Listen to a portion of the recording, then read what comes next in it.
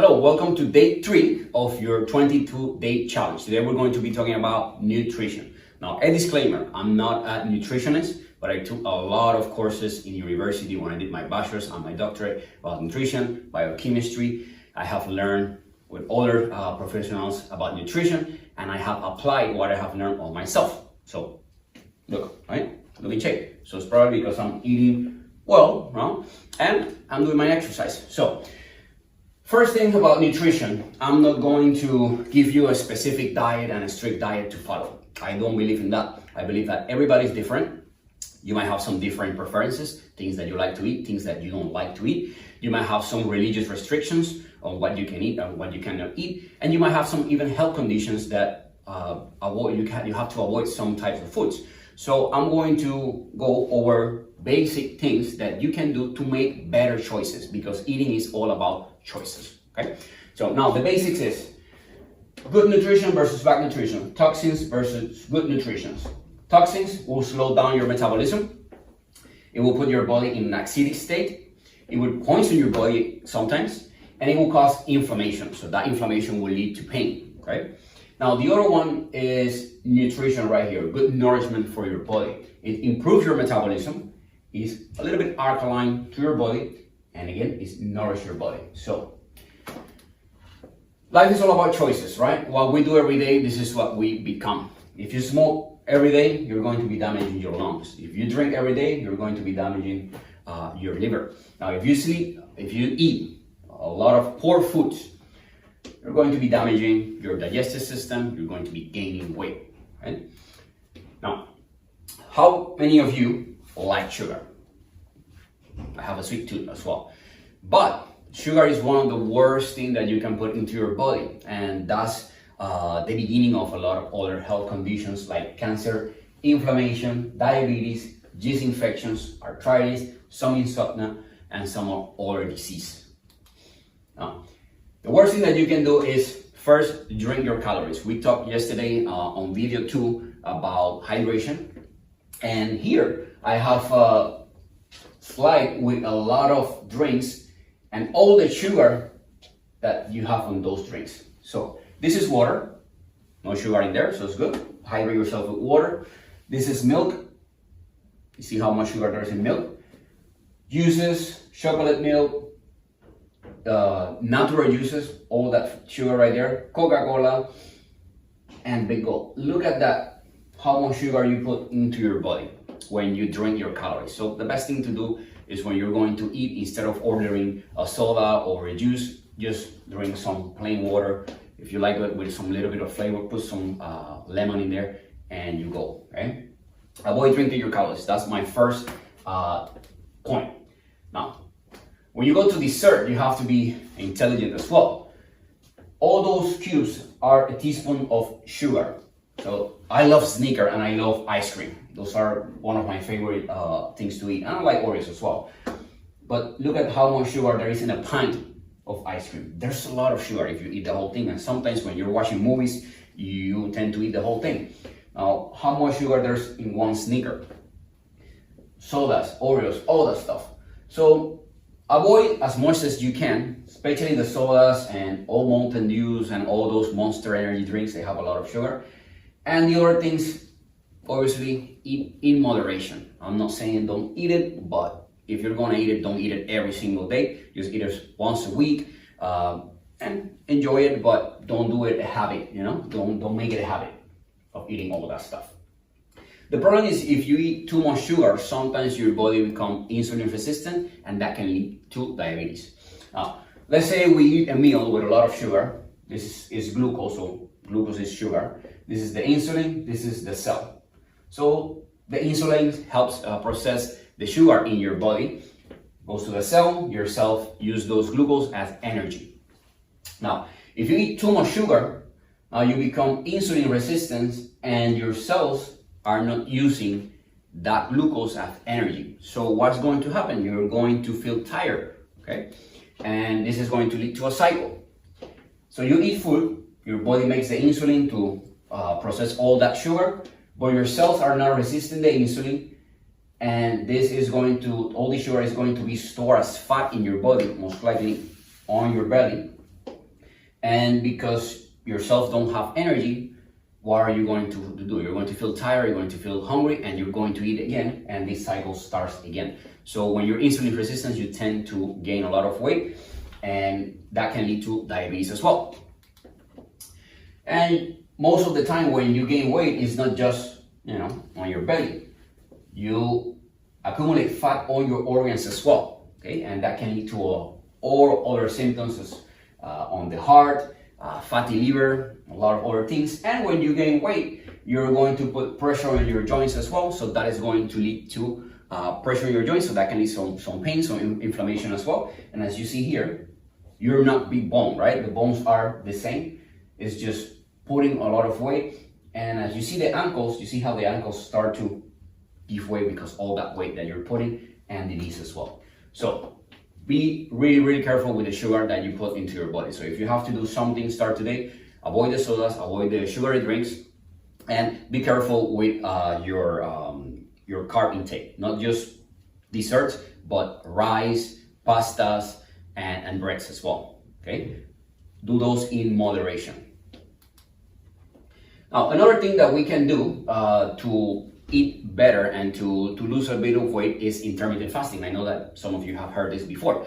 Intermittent fasting is just fast for at least some hours in a day, minimum 12 hours, sometimes 16 hours, and you have a window about 8 hours to 6 hours to 4 hours, depending on how much are you fasting to eat your foods. Now, this is not that easy to do at the beginning.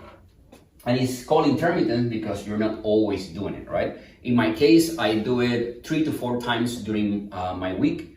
Okay, sometimes I do the whole week, and I play with the hours. So let's say I start I eat at 12 p.m. I only eat a lunch, and I take my last meal around 6 p.m. or 7, and then I don't eat anything till 12 on the other day. So there's some hours there that I'm fasting. So when you eat, your body in your fast state, when you eat, right, you have 5 hours, then your body is not processing a meal. So you have 8 to 12 hours, and then when after 12 hours, this is after your last meal, this is where you are actually fasting. So minimum 12 hours. So this is proven to stimulate brain function, increase in fat metabolism, for your burning fat where you're not eating because your body needs energy. So what it's going to do is going to eat all the fat to get some energy, convert that fat into glucose so your body burns it. Helps prevent cancer in some studies as well. Promote lose weight, so you're going to lose weight. Improve glucose tolerance, okay? So remember the insulin resistance, so improve glucose tolerance, so that's good. Boost your immune system. There have been a lot of studies about that as well. So when you fast, your immune system increases, especially your white blood cells. You know that when you get sick, you don't want to eat that much. So that's your body slowing down and fasting, so you can recover faster with your immune system. So that's a natural reaction of the body, and improves heart function, right? So a lot of benefits of intermittent fasting. I'm not going to go into detail here today, we don't have the time, so we will record other videos about that, but you can read about that intermittent fasting, and you can start to try it. At least start with 12 hours and then bring it up to 14, 16, and play with it some days during the week, and you will see that you're going to lose some weight. Now, it's important that when you're doing the intermittent fasting that you're eating good foods as well. You're not going to do intermittent fasting and then when you have your window to eat, you're going to go to McDonald's, to a fast food, and drink a lot of sodas, because it doesn't work like that. You have to make still good choices, but you have a window to eat, and your body is going to burn that fat and improve your immune system. So try it out. Okay. Now, inflammation. This is another big thing that I see a lot. People that have poor diets, they tend to have a lot of inflammation in their body, and that will lead to joint pains, headaches, muscle pain, aches here and there. Now, inflammation is a natural process in your body. Let's say you have a wound on your body, your white blood cells go there, kill the bacteria and cause some inflammation to start the healing. But the chronic inflammation is the problem, and some chronic inflammation has to do a lot with the things that you are eating, and a lot of things have to do with your digestive system, especially your intestine. Now, Your intestine has, it's like a filter, right? And it has villi. These are villi, it's like little brushes of a filter, right? And when it's working correctly, whenever you eat, big food particles, bacteria, and bad stuff stay on one side, and the nutrients come in. So the good stuff goes in, and that nourishes your body. Now, if you are inflamed, if you're taking a lot of painkillers, a lot of medication, and you are allergic to gluten and some other stuff, this can erode the walls of your intestine, and now all those things that are not supposed to pass this barrier are going to pass the barrier, and is going to cause inflammation.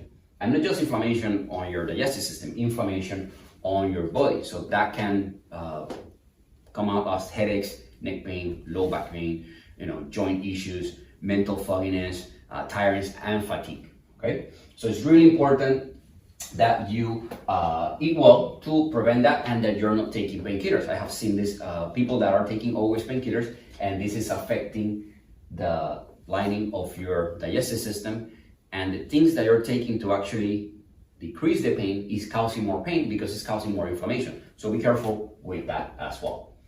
Now, some people are allergic to gluten. Not everybody is allergic to gluten. Some people are.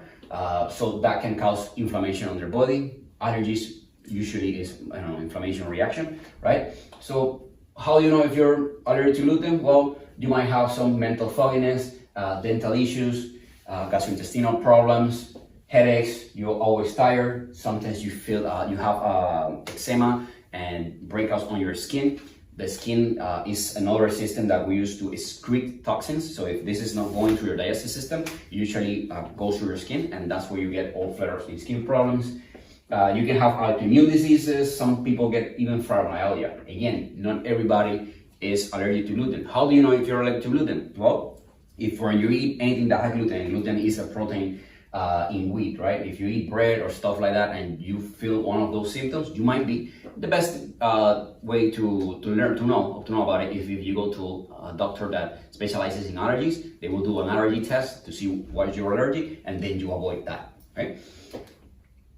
Now, things that will cause inflammation and things that will decrease the inflammation. On the right side, we have things that will lead to inflammation in your body, and on the left side, we have things that eliminate the inflammation from your body. Right here, things that causes inflammation for some people: gluten, casein. Casein is a protein that you find in milk as well. A lot of people that have sinus issues, sometimes they have this type of allergy to casein and other stuff that is in milk. So if you have sinus, check if the milk is the one causing it. This type of oils, sunflower, safflower, soy, or corn oil, canola oil, those are not good for your body. They will lead to inflammation in your body, especially if you're frying stuff and cooking with it. Meat, processed meats, especially processed meats like charcuterie, all that stuff will cause some inflammation in your body. So enjoy those, in moderation. I eat those as well, especially with a little bit of a little bit of cheese. They're good, but do it in moderation because they lead to some inflammation in your body. They have a lot of nitrates, they have a lot of sodium, so that will lead to inflammation. Fried foods, because usually they fry with this type of oils.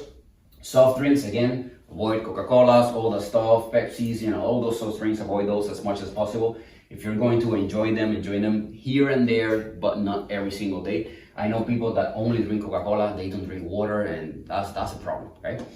And then fast foods, again, because most of fast foods are processed meats and cooked with this type of oils, and it's not good stuff, right? Now, right here, we have things that will eliminate the inflammation. Eliminate the inflammation, you're going to have some good fats. Not all fats are bad. There are really good fats as well. And fat is important for your body because your membranes are made of fat. A lot of hormones are made from fat, and a lot of vitamins are soluble in fat. So you have to have some fat in your body as well. So where to get the good fats? Well, nuts and seeds, they have good fats. Avocados have good fats.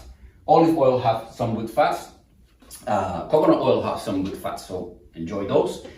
Things that will decrease the inflammation: spinach, turmeric, and ginger. Especially turmeric and ginger are really, really good for inflammation. So whenever you have pain, a headache, or something, some type of ache on your body, try turmeric. and ginger is one of the most powerful natural anti-inflammatories that you can have. Tart cherries are good if you have gout. It's a good remedy for gout. And then fruits like pineapple and papaya. Pineapple has bromelain, it's digestive enzymes that decreases the inflammation in your body. Orange vegetables, they have a lot of vitamin C, vitamin A, and onions and garlic. So add those to your foods whenever you're eating to decrease inflammation in your body and avoid this for the inflammation in your body. Okay. Now, more oils that you should be avoiding and oils that you should be using. Okay. Now, on the right side, we have palm oil, coconut, cottonseed oil, vegetable oil, soybean, canola, corn oil, sunflower, safflower. Avoid cooking with these oils as much as you can. And then on the left, you can use olive oil. Olive oil is best if you put it in cold stuff like salads and stuff like that. To cook, it's okay, but sometimes it's not resistant to that high of a heat. So if you're going to cook better with coconut oil, you can use avocado oil, hemp seed, Brazil nut oil, flaxseed, grapeseed, walnuts, okay? But the easiest one to find is avocado oil, olive oil, and coconut oil. You can find that in almost any supermarket. So cook with those and avoid this as much as possible. This brings memories. This mazola corn oil. In Puerto Rico, we eat a lot of fried food, and that's what we usually use. Usually corn oil or canola oil, and that will lead to inflammation, and you will gain weight as well. Now, things that you can eat as well for good fats here on the left side. Again, seeds, pumpkin seeds, almonds, walnuts, avocados, chia seeds, olive oils, coconut, salmon, tuna, mackerel. All those fish are high in fat, but good fats, omega-3s and all that stuff, good for anti-inflammatory purposes. And on the right, you have all those processed foods that are not good.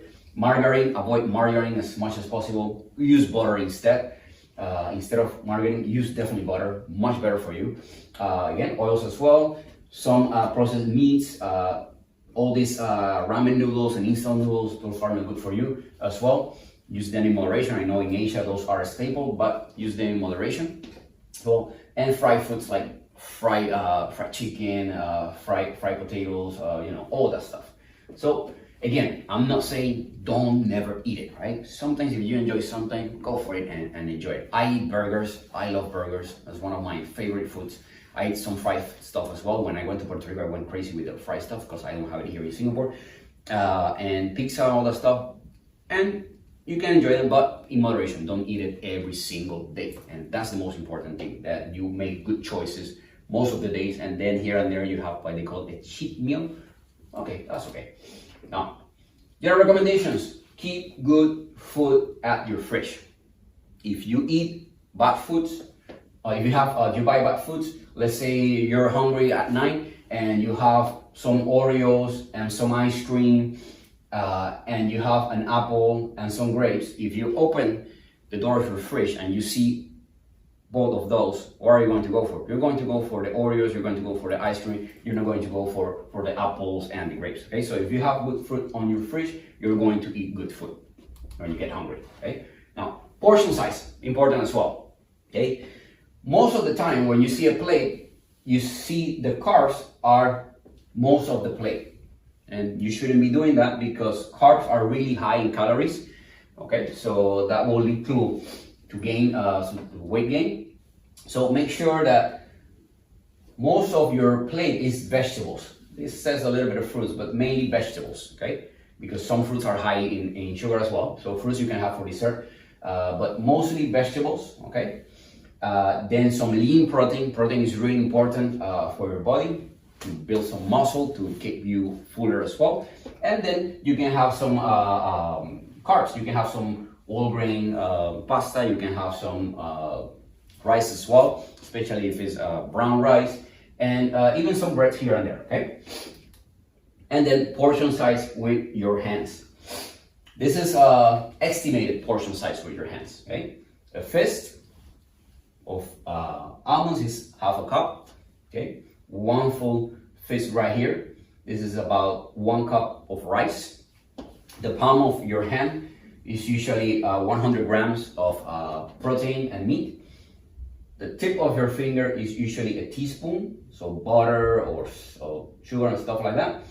And then your thumb is usually a tablespoon. So peanut butter and all that stuff. I love peanut butter, it's really good. Or almond butter, all that stuff. So you can with your hand, you can actually see how you can rearrange your plate. Okay, so make sure that it looks good. Okay.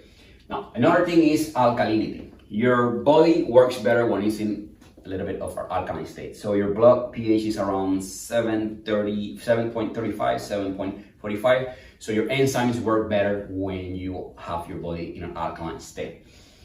Now, if you go to the acidic, then this happens, this starts to damage your kidneys and a lot of other issues, because your body tries to buffer that acidity with minerals, and the minerals come actually from your bones. So your bones might suffer as well. So a lot of people that have osteoarthritis and osteoporosis is because they have had acidic diet for so long that the body is always trying to get some minerals from their bones, and they're depleted. So to keep your body alkaline, this is what you're going to eat. This is the most 7 alkaline foods. Really easy to find them, really easy to put them on your plate. Celery, cucumbers, kale, spinach, avocados, peppers, and broccoli. I know, some of you don't like a lot of this, right? I think for me the most difficult to eat is kale. Kale, yeah, it's a bit tough, but it's really good for you. So I do eat it here and there. Spinach, some people don't like it. Broccoli, I know my wife hates broccoli, but broccoli is actually really good, especially for men. It helps you increase your testosterone as well. It's high in proteins as well, so eat them. Celery is really good in soups. Try celery with peanut butter. Really good snack. First time that I saw it, I was like, peanut butter with celery? But try it, really good. Okay. Peppers, I try to put peppers in my food as much as possible, and avocados. Okay, avocados are really good for you, have really good fats. And if you haven't tried guacamole, try guacamole, really good.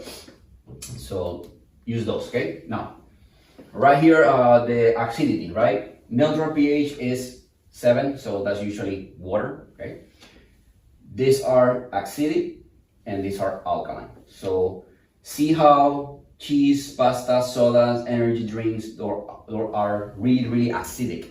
Okay?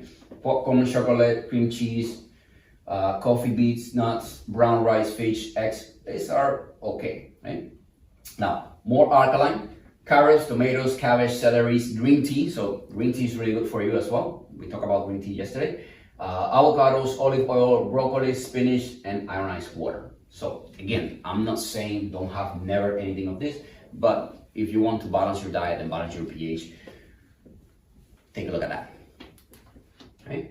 Now, another thing that you can do to balance your pH is water with lemon. You think, well, lemon is acidic, but actually when you put lemon and you digest it, it becomes a little bit more alkaline in your body. It will help your immune system, it will help your digestion, it will help with your skin as well. So instead of going for the sodas, put some lemon on your water.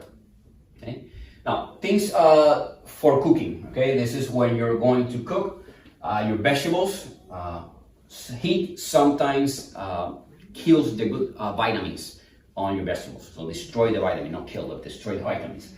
Okay. Now, if you steam your vegetables, they retain most of their vitamins. So you're going to cook vegetables, mainly steam. The best way is to eat them raw, but sometimes raw they don't taste that great, right? But the next best thing will be steam, then pressure cook, boil. You see how much they lose their nutrients. And the worst thing is microwave. Okay, microwave, they lose a lot of the vitamins, okay, and enzymes and all that stuff. So try to avoid the microwave. I know microwave is really convenient whenever you're working, and I usually use microwave. But when you're at home, try to have fresh foods whenever you go out, fast foods that are actually raw, steamed, or pressure cooked. Okay? And avoid the microwave as much as you can. I know, sometimes you can't.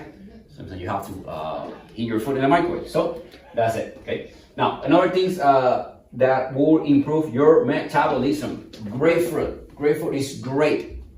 It actually helps you burn fat. But people that are under certain medications, especially heart medications, they have to be careful with grapefruit because grapefruit has some effects in the medications. So check your medication if you're taking any medications and see if you can have some grapefruit. I eat the grapefruit, put it on salads, and sometimes when I'm drinking some rum, I put some grapefruit in it, and good.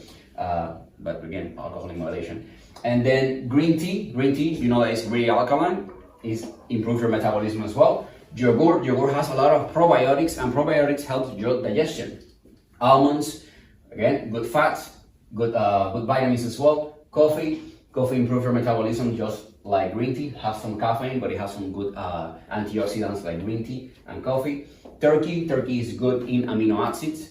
Okay, apples, spinach, beans, good in proteins as well. Spinach has a lot of proteins as well. Jalapenos, broccoli, a lot of good proteins, a lot of good vitamins. Curry, remember curry has turmeric, so it's an anti-inflammatory. Cinnamon helps you process your sugars as well. So it's processed chromium as well, helps to process your sugars. And oatmeal. The only one that I'm not a fan is soy milk. Soy products, there have been some studies, so you have to take that. Some studies say yes, some studies say no. That increases your estrogen, and estrogen is a female hormone that will make you retain fat. So there's more research being done there. I don't like soy, but I know that in Asia here is a staple. So consume it in moderation. I personally don't like the taste, so I don't consume it, but I consume all of this as much as I can. Okay, so the only one that it will be like soy. So read about it. Some people say yes, some people say no. There's more studies being done from it. So you want to get your foods from good sources, and you will notice that people that are eating well, people that are exercising, are always in better shape than people that are always in the pharmacy buying medications and buying all that stuff. So again, this is Dr. Kevin Tomassini from Span and Performance. This is day 3 of your challenge. Enjoy your food and see you on the next video.